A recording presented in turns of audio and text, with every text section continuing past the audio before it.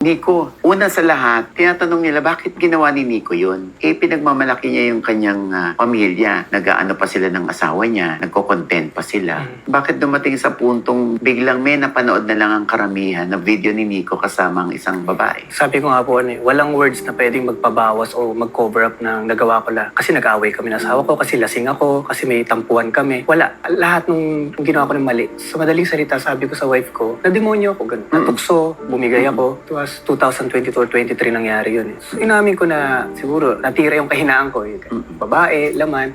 Walang ibang reason po. Mali ako, na demonyo ako, yun lang po. Walang dahil nag-away kami ng wife ko. Yun, walang ganun. Walang lusot na... Wala.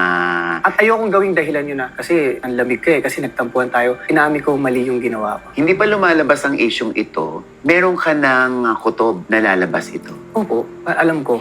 Takot lang ako aminin sa wife ko kasi hindi ako nagbubuhat ng bangka. Nung nangyari to, unti-unti, nagbabago na. Alam niya, alam ng mga tao. Alam ng wife ko na nagbabago na ako. Pero hindi ko lang kayang aminin sa kanya. Kasi natatakot ako mawala siya. So sabi ko na lang, pagsisisihan ko na lang sa sarili ko. Magbabago na lang, huwag ko na lang aminin sa kanya. Pero nung last year, pumuputok-putok na siya, may nagme-message na sa akin na binibenta na sa Telegram. Sabi ko, wala na ako lusot. Darating time lalabas to. Sinusubukan ko lang pong i-delay kasi nga ayokong mahiwalay ako sa pamilya ko. Ayokong masira. Pero alam ko na lalabas at lalabas po yun. So, paano ka nagkalakas ang loob na finally aminin mo kay Mrs.? Wala na lusot eh. Tinanong ka ba niya or ano? Tinanong pa niya ako nung meeting ito.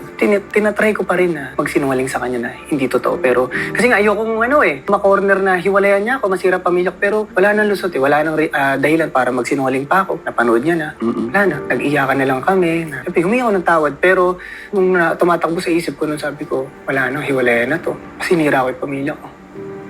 Na alam ko naman mangyayari.